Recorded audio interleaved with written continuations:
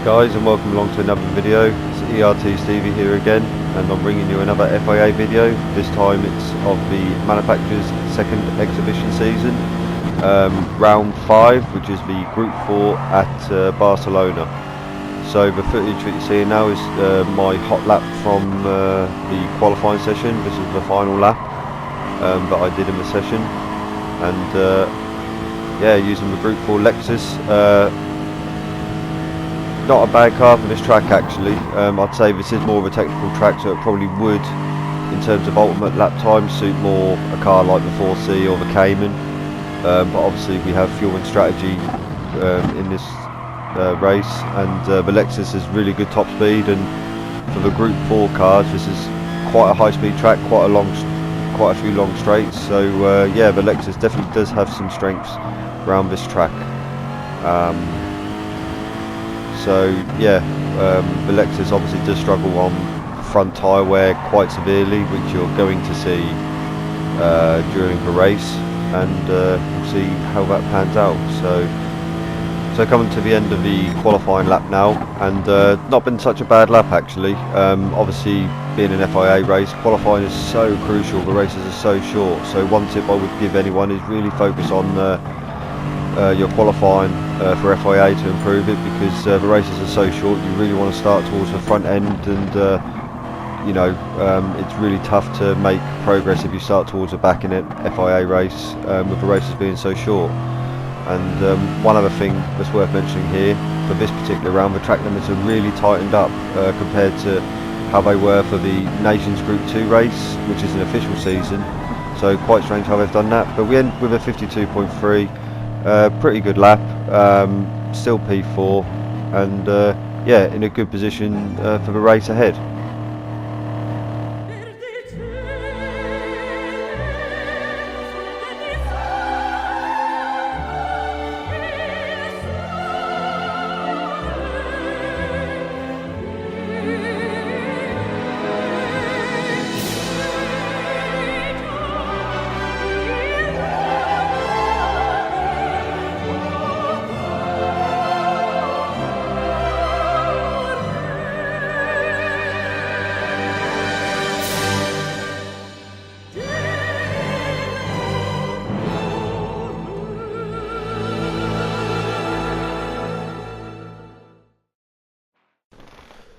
So just showing you guys the grid now. Like I said, got P4 with the 52.3. In the practice sessions I was doing, I was getting in the 51, the high 51s, so could have been a better lap, but still in a strong position for the race. So you can see obviously the drivers in this race, a lot of familiar names in there, familiar to me at least anyway.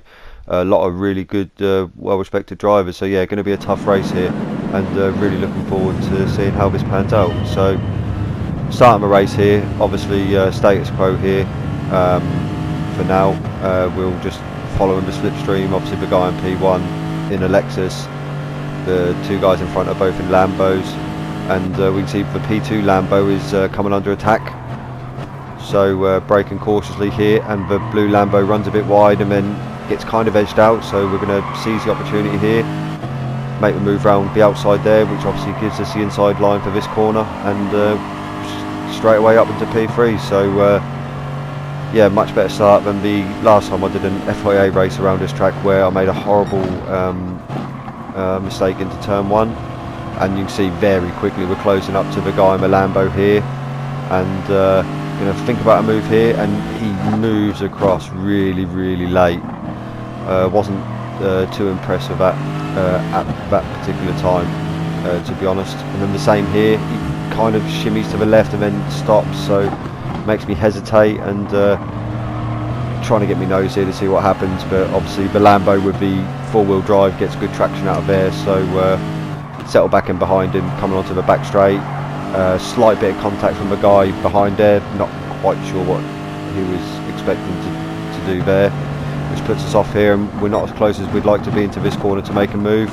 Was going to try and sell him a dummy up the inside, but he covered that off quite well. So yeah, just going to sit behind him now for the rest of his sector. I can already tell he's likely to be on the hard tyres, and he appears to be fuel saving quite massively, so he's clearly trying to go for the 0 stop in this race. For myself personally, I'm going for 1 stop. You can see I've fitted mediums all round. Some people were fitting hards on the front, mediums on the rears, running with hards. The Lexus would not run 0 stop with full mediums, and in the practice I had practice for 1 stop, so we're going to easily get past this guy here now. Like I said before, he's fuel saving massively, which is also something I will be doing a lot through a race. Obviously the amount of time you can save in the pits through fuel saving can be quite a lot, so it is really worth to save as much fuel as possible, which you're going to see as I come out of this corner here. I'm going to knock the fuel map up to mixture 3, and this is something I was doing all the way throughout the race, short shifting and messing around with the fuel map.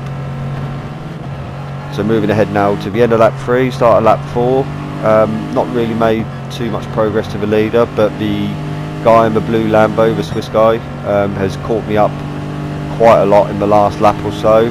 Doesn't really seem to be fuel saving because it is the straights, and you can see there he is just flying up towards me, and he has a penalty, so I'm not going to fight this. I leave him for space, but he doesn't appear, which was kind of frustrating because I kind of wanted him to get ahead of me. You know, if he wants to get past, I don't want to do this, you know, corner after corner battling.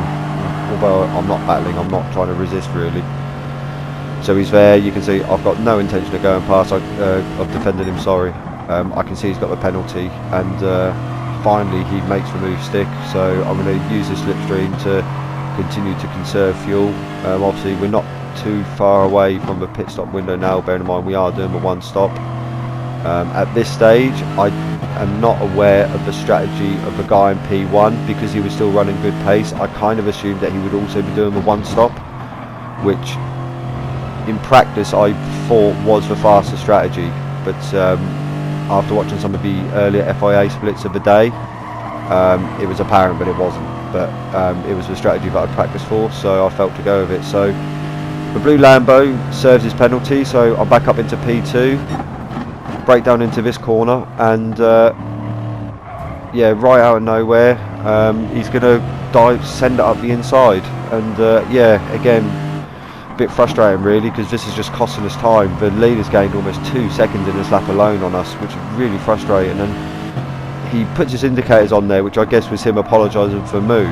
Now, you know, that's fair enough in that, but if he made the contact, he still went ahead and took the position, which is not, for me, the correct etiquette. You know, if you knock someone wide and you know it's your fault, you know, don't take advantage of it. It's not the fair thing to do. So because of all that, I'm now under attack from the BMW behind. I do not want this guy to get in front of me now, because obviously this is the in lap now, so I really don't want to lose any more ground coming into the pits. So yeah, I'm just going to stretch the legs a bit there on the straight, and then obviously straight back into fuel save mode for the rest of this lap, as we will skip ahead now to the end of this lap as we make our way into the pits. So you can see we're right behind the Lambo again, and we've been getting held up in the twisty sections, which was quite frustrating to be honest. But anyway, we're going to dive into the pits now, and you can see our fuel's good. We've done a good job of fuel saving so far. If we look at the top left now, the fuel that the other guys have, you can see we don't need the fuel, but 49%, 39%, 46%. There's one other guy there who had done a decent job on fuel saving, but the guy who was right behind me as we come into the pits, he's the chap there with 49% Recon Night. And we're just going to watch the pit sequence here, just so you can still see the numbers up on the left. And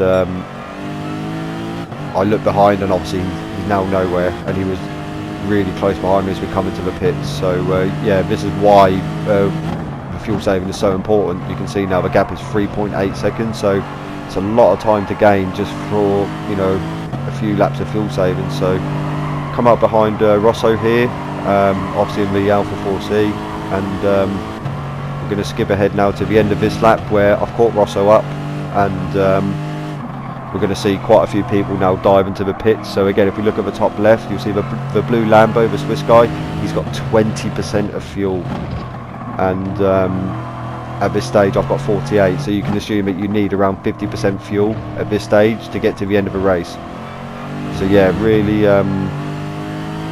he's going to obviously now lose a lot of time in the pit, so sometimes as Tisney would say, it's better to race smart, you know, and come in with a strategy prepared.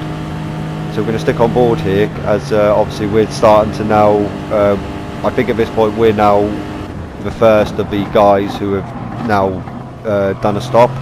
So everyone in front of us now, obviously we're now on lap 7, it's clear that the rest of the guys in front will be going to the end on the 0 stop. So we've got quite a bit of traffic to get through to try and make some progress through the field. So we're catching up here to the German driver here in the Mazda, and you can just see how much we're able to gain. And I'm really not pushing, I'm really trying to conserve the tyres, because like I say, the Lexus is so hard on tyre wear, and could have maybe gone for a move there, could have been a bit more aggressive, but yeah, get a little bit wiggly on the exit. Obviously Mazda, which four-wheel drive, can pull out of there nicely, so we're not going to get an opportunity into this corner here.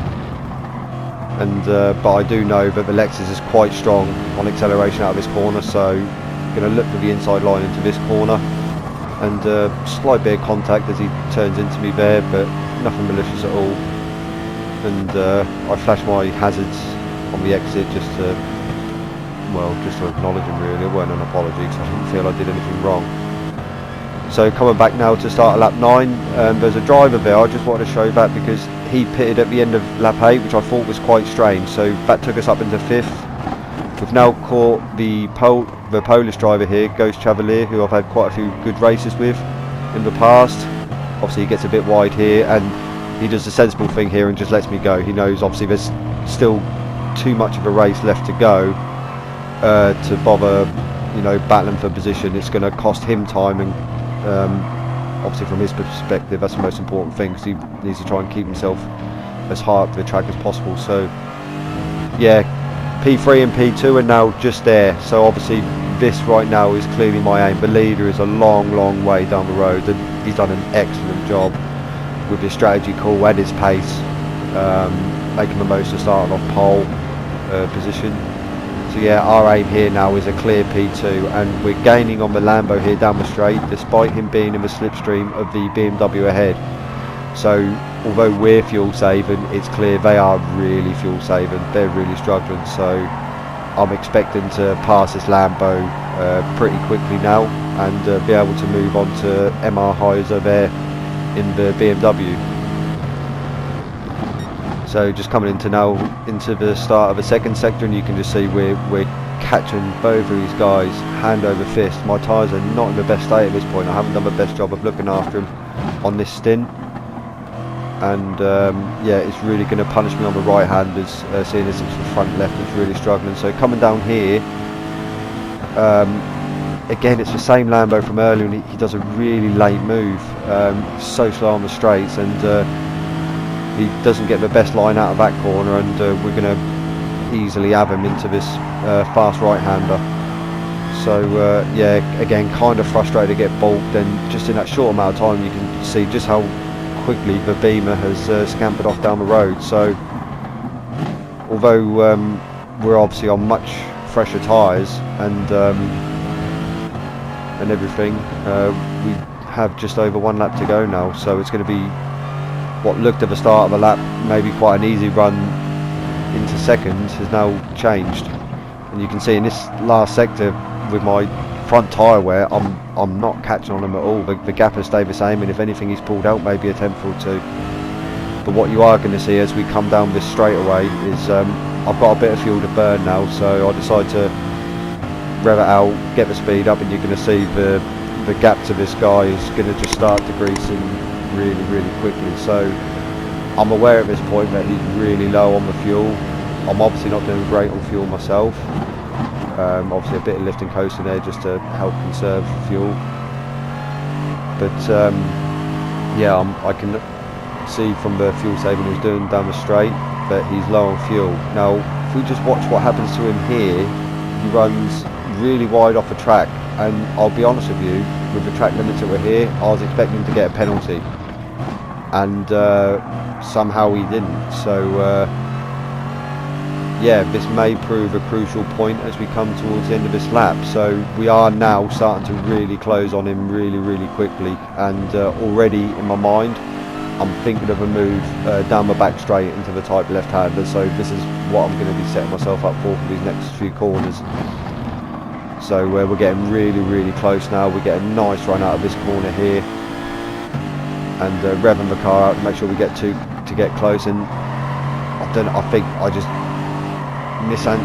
misanticipate the tyre wear there. It runs me wide, and unfortunately we get a penalty for it. So already at this point I know that the only chance I've got, I need to nail him now.